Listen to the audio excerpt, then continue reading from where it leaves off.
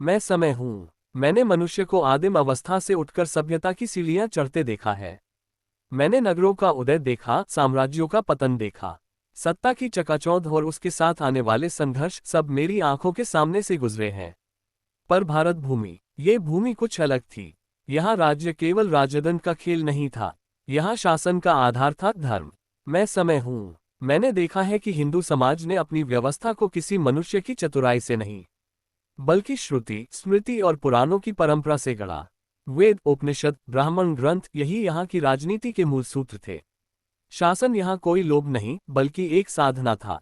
मुझे आज भी स्मरण है ऐत्रेय ब्राह्मण का वह वचन, समुद्र पर्यंता पृथ्वी एक रात, समुद्र तक फैली हुई यह पूरी पृथ्वी, उस पर एक ही धर्मराज हो, एक ही शासन हो, और संपूर्ण मानवता वसुधैव कुटुंबकम एक परिवार की तरह जुड़ी रहे।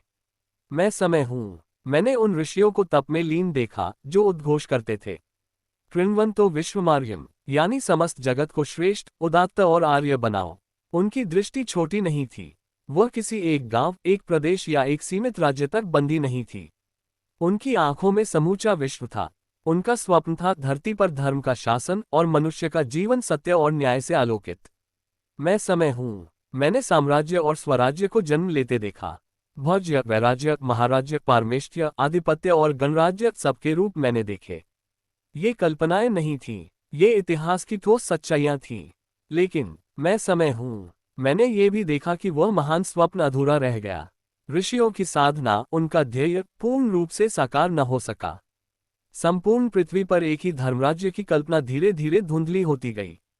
हिंदू समाज की दृष्टि, जो कभी संपूर्ण विश्व को परिवार मानती थी, संकुचित होकर सीमाओं में सिमटने लगी।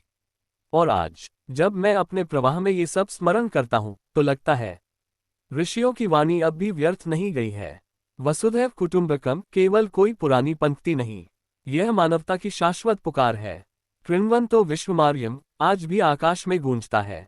मैं समय हूँ, और मैं जानता हूँ वह घड़ी फिर आएगी जब मानवता स्मरण करेगी कि राज्य का अर्थ केवल सत्ता नहीं, बल्कि धर्म है। और तब ये पृथ्वी फिर से एक परिवार बनेगी।